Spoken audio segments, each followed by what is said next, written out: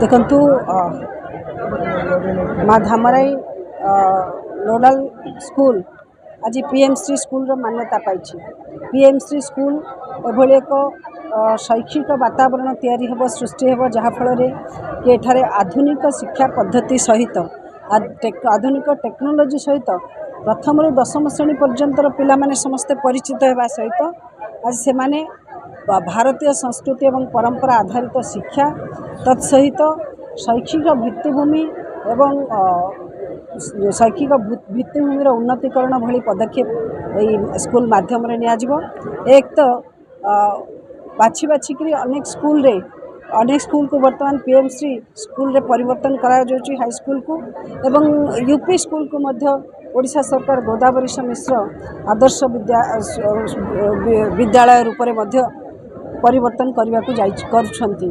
तेणु एथिरू निश्चित भाव अनुभव होती आज ग्रामांचल हो कि सहरांचल हो प्रत्येक क्षेत्र में छात्र तार जो शिक्षा पाइबार